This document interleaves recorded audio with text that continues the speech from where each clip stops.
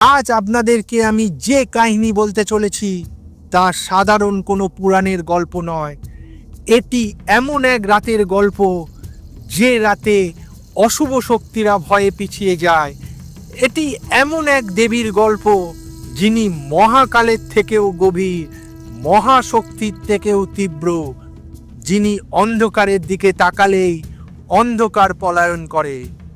এই রূপের নাম মা কালরাত্রি, আর তার মন্ত্র ওং রিং কালী কালরাত্র স্বাহা, যা শাস্ত্রে বিঘ্ননাশিনী মন্ত্র নামে পরিচিত।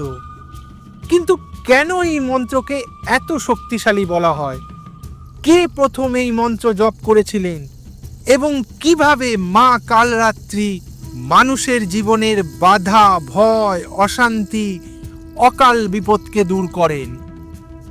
আজকের ভিডিওতে আমরা দেবীর এক বিস্ময়কর, অপ্রচলিত অথচ শাস্ত্রীয়ভাবে সত্য এক কাহিনী শুনব, যা দেবী মাহাত্ম্য, মার্কণ্ডেয় পুরাণ এবং তন্ত্রগ্রন্থের সাথে যুক্ত।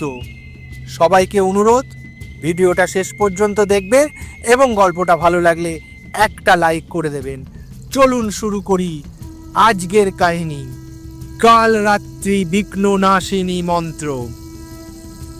মা কালরাত্রি অষ্টম নবরাত্রি দেবী। শাস্ত্রে বলা আছে কালরাত্রি দেবী হলেন রুদ্রতী রূপ, অন্ধকারকে ছিন্নকারী শক্তি, ভয় নাশিনী, বিঘ্ননাশিনী, মহাকালিনী। তিনি তিনটি চোখযুক্ত, কৃষ্ণবর্ণ, জটাজুটোধারিণী। তার নিঃশ্বাস থেকে অগ্নিশিখা বের হয়। এ শক্তি নিজে ডিস্ট্রাকশন নয়, বরং প্রোটেকশন। প্রাচীন সময়ের এক গ্রাম, যেখানে ভয় ছিল দৈনন্দিন সঙ্গী। আশেপাশে জঙ্গলে অদ্ভুত ছায়া দেখা যেত। রাতে মানুষ নিখোঁজ হয়ে যেত। কেউ কেউ বলতো এটি কোনো অসুর নয়, এটি হলো অন্ধকারের এক আত্মা যে আলোকে সহ্য করতে পারে না। গ্রামবাসীরা দিনে দিনে ভয়ে কাঁপতে লাগলো। পূর্ব দিকের পাহাড়ে এক বৃদ্ধ তান্ত্রিক থাকতেন, যিনি দীর্ঘদিন কালী সাধনা করেছিলেন। তার নাম ধৌম। এক রাতে গ্রামের 12 বছরের এক শিশু নিখোঁজ হয়ে যায়। চিৎকার, কান্না, অন্ধকার আর ভয়ের গুঞ্জন। গ্রাম প্রধান তান্ত্রিক ধৌমকে ডাকতে বলেন। তান্ত্রিক এসে বুঝলেন এ কোনো সাধারণ শক্তি নয়, এটি সেই প্রাচীন অন্ধকার আত্মা যাকে গ্রন্থে রাত্রিবল বলা হয়েছে। ধৌম বললেন, মানুষ নয়, শুধু এক দেবী এই অন্ধকারকে হারাতে পারেন। তিনি হলেন মা কালরাত্রি। গ্রন্থে লেখা ছিল, যখন কোনো স্থানে অশুভ শক্তি অসম্ভবভাবে বাড়ে, তখন জপ করতে হয় ওং রিং কালী কালরাত্র স্বাহা। ধৌম সিদ্ধান্ত নিলেন এই মন্ত্রের দ্বারা দেবীকে আহ্বান করতে হবে। তিনি নদীর ধারে একটি পবিত্র স্থানে অষ্টধাতুর দিয়া জ্বালালেন। চন্দন, বিল্লপত্র, কুশা, ধূপ, প্রদীপ সব প্রস্তুত। গ্রামের মানুষ দূর থেকে দেখছিল এক বৃদ্ধ তান্ত্রিক নিঃশব্দে অন্ধকারের সাথে কথা বলছেন। ধৌম জপ শুরু করলেন ওং রিং কালী কালরাত্র স্বাহা, ওং রিং কালী কালরাত্র স্বাহা। এমন শক্তিময় শব্দ যেন চারপাশের বাতাস ভারী হয়ে উঠল। জঙ্গল থেকে ঠান্ডা বাতাস আসতে লাগলো, ডালপালা কাঁপছিল। একটি ছায়া এগিয়ে এলো। মানুষ ফিসফিস করে বলল, এই ছায়া, এই চোখ, এটি মানুষ হতে পারে না। তান্ত্রিক চোখ বন্ধ করে জপ করেই চলেছেন। ছায়া তান্ত্রিকের দিকে ছুটে এলো, হঠাৎ আকাশে বিদ্যুৎ চমকালো, এক মুহূর্ত বাতাস থেমে গেল, তান্ত্রিকের সামনে ভাসমান আলো জ্বলে উঠল। মা কালরাত্রি আবির্ভূত হলেন। কৃষ্ণবর্ণ দেহ, জ্বলন্ত তেজ, বিভৎস নয় বরং আলো অন্ধকারের কেন্দ্রবিন্দু। তার অগ্নি নিঃশ্বাস অশুভ ছায়াকে পিছিয়ে দিচ্ছিল। তার পদচারণায় মাটি কাঁপছিল।